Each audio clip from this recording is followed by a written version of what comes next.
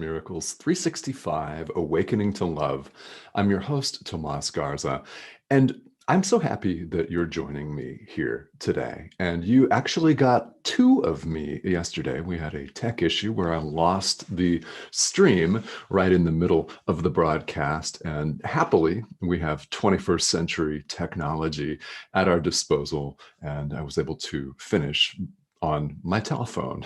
So what a beautiful thing that is. So there are actually two lives yesterday. And to recap, I was going through yesterday lesson 63 in the workbook for students of A Course in Miracles, which talks about forgiveness. And I spent some time on the way that A Course in Miracles approaches the subject of forgiveness, which is central to the entire thought system. So if you've studied this material before, if you've practiced it, if you've worked with it and incorporated it into your life and into your experience, you'll know that forgiveness is really central.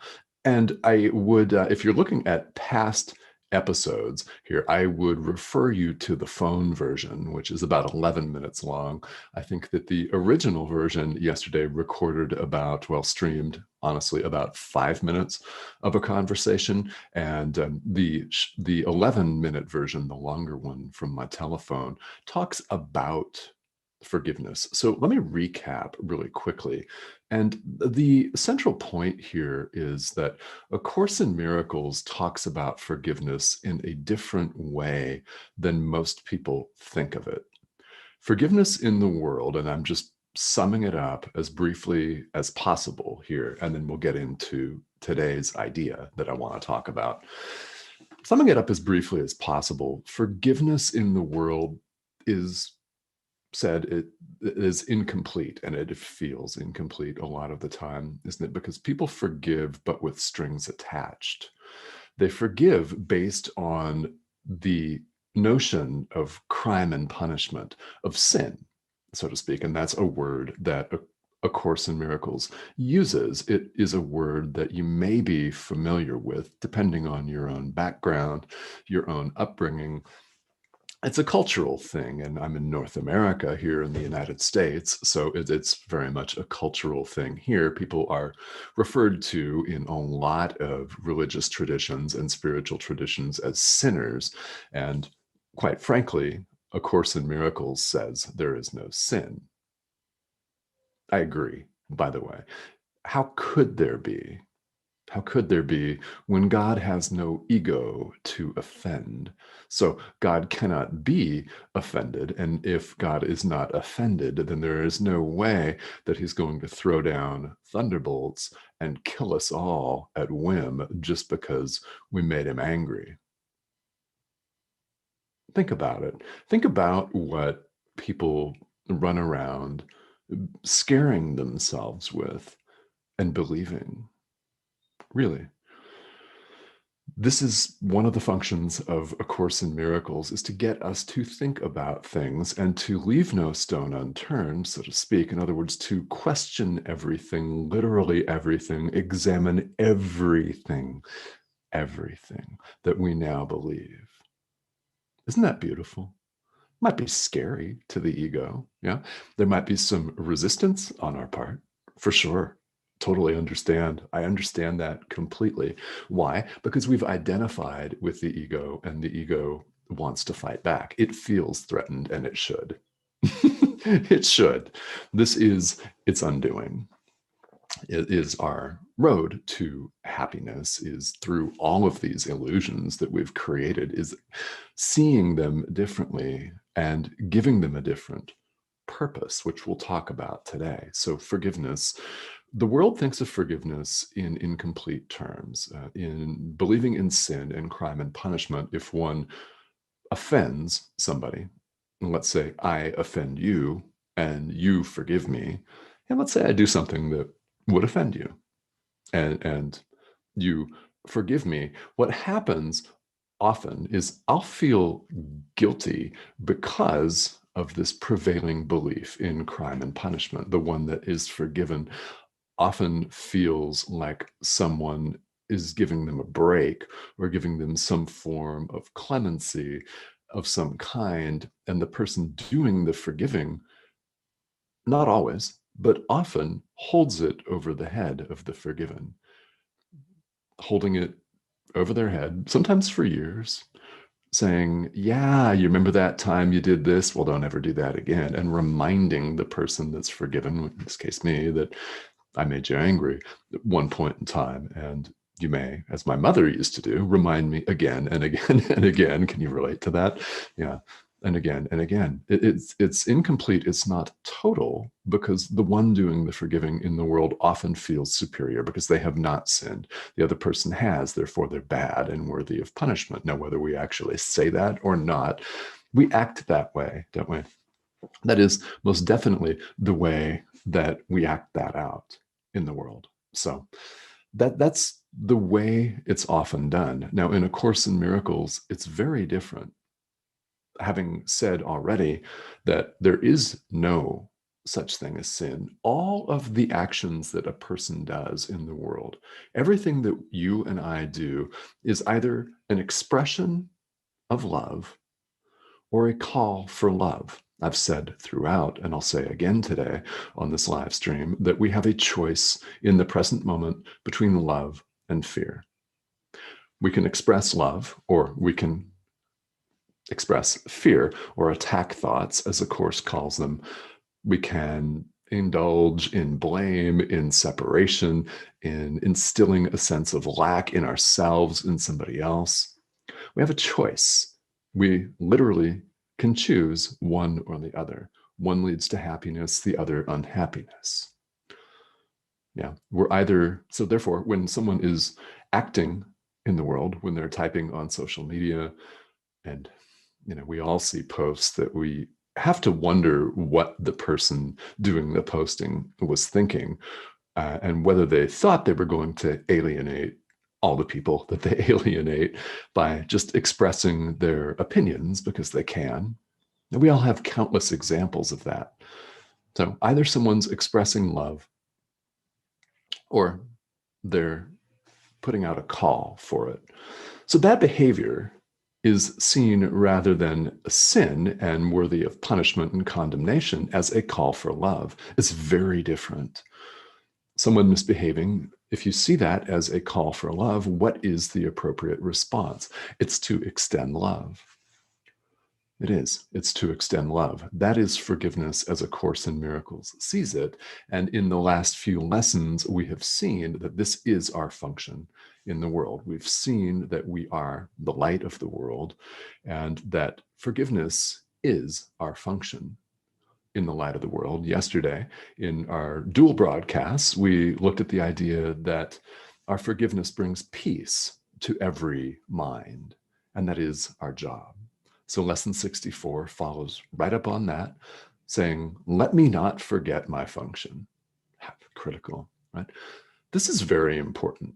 Every workbook lesson is important. The most important workbook lesson is the one that you're looking at right now, today. Of course, the present moment is all we have. But if you were to pinpoint certain workbook lessons that are really, really critical, where if you really want to pay attention today, that's lesson 64 is among those. Let me not forget my function. Well, why is that so important?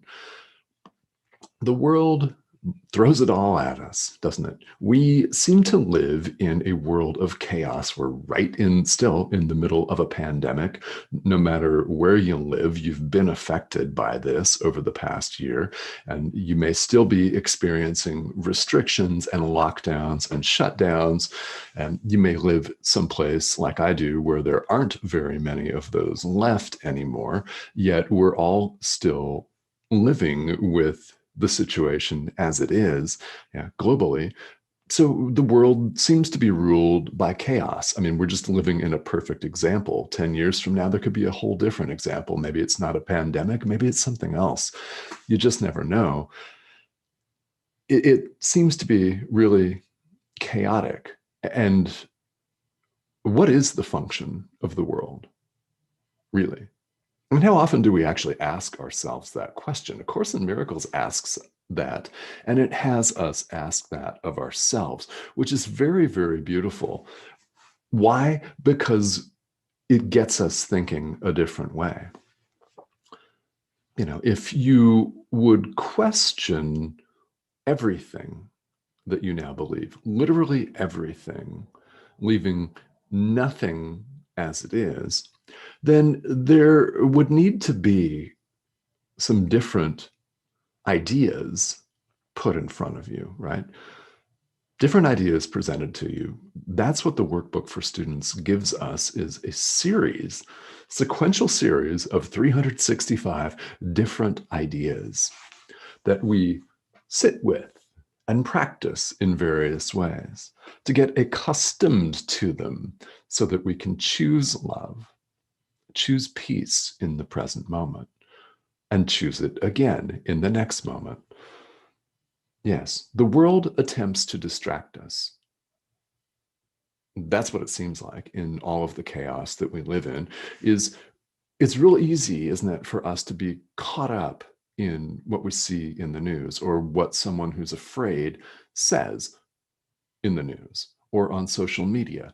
There are all kinds of things that are there to distract us from our purpose of forgiveness, from our purpose of choosing love and seeing everyone in the world as either expressing love or putting out a call for love, not worthy of punishment, but putting out a call for love.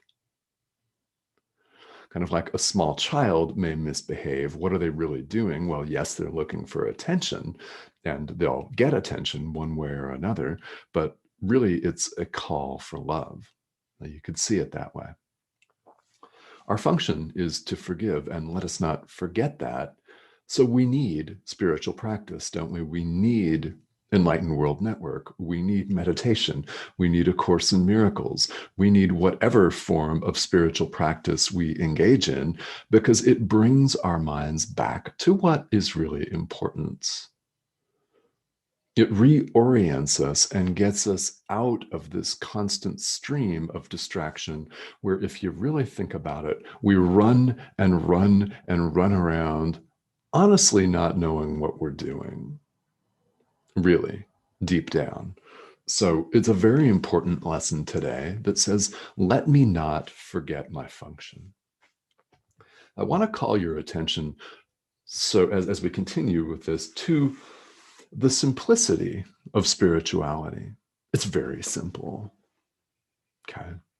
It's very simple, no matter what the outward appearances may be, no matter what the actual practices or rituals or prayers or readings or activity may look like for you. Spirituality is very, very simple. We have a choice right now in the present moment between love and fear. One leads to happiness, the other to unhappiness. We don't need to have a PhD to realize this.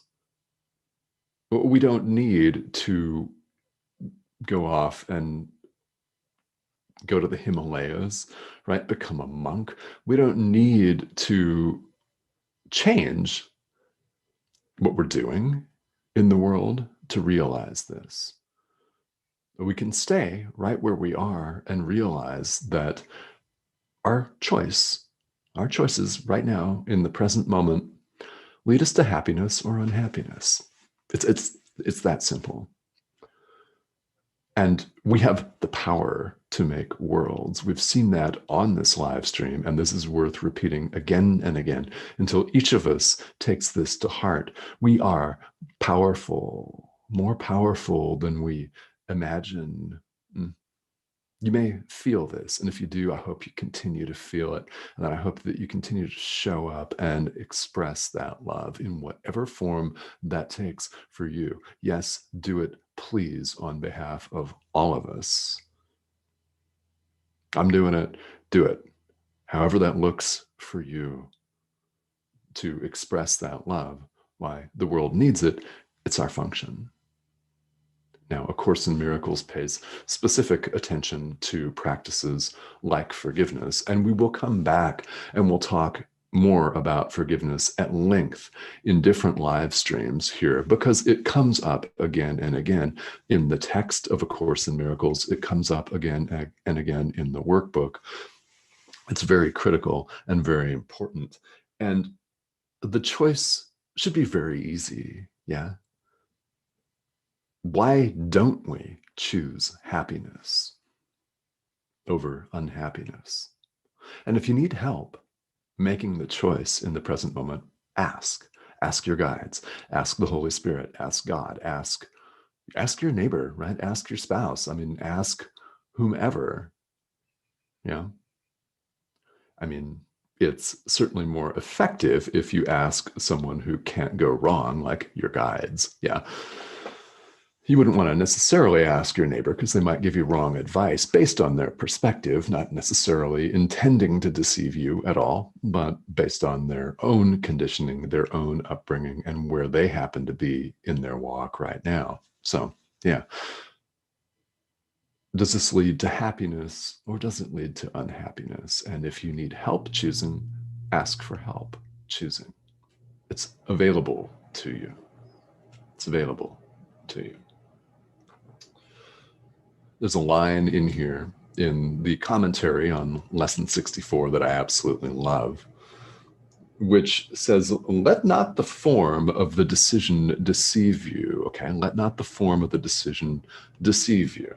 Complexity of form does not imply complexity of content. Yeah, love it. Repeating it. Complexity of form does not imply complexity of content. So no matter how complicated the decision may look, the content is extremely simple. You can choose love or fear. You can choose happiness or unhappiness, God or the ego, joy, sorrow, peace, chaos. It's that simple.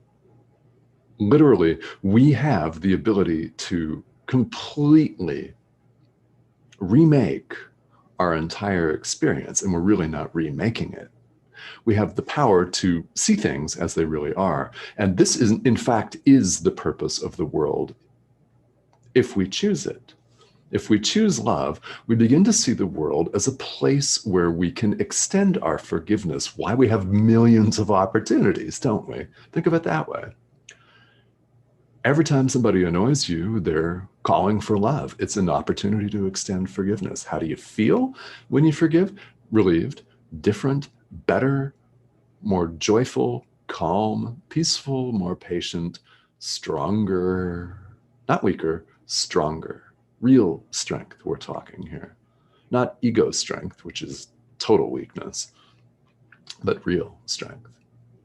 This is some of the things that one can feel when you extend forgiveness to the world.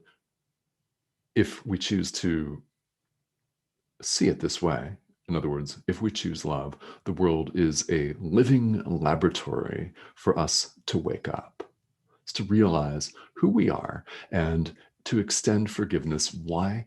Rather than see a constant spinning wheel of distraction and despair and frustration and fear, we could choose to see all of this activity as an opportunity to forgive, let go of our burdens, relieve other people and the world itself of all of its burdens and confusion.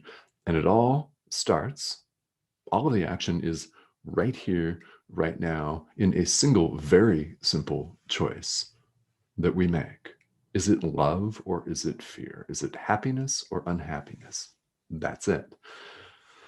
So that is all of world spirituality in a nutshell right there. And A Course in Miracles allows us, with activities like the workbook for students, to practice this.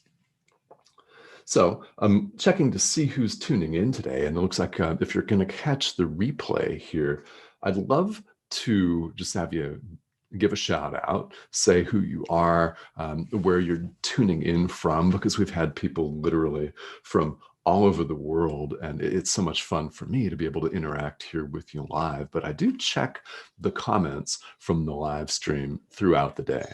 So definitely please give me a shout out. Let me know that you're here. And thank you so much for tuning in. And we'll come back to forgiveness as it's talked about in A Course in Miracles again and again. We'll come back to it. All right. Because it comes up again in the workbook in various contexts, and it's so central to the thought system that it bears multiple lives. All right. So thank you all for tuning in. This has been A Course in Miracles 365, Awakening to Love.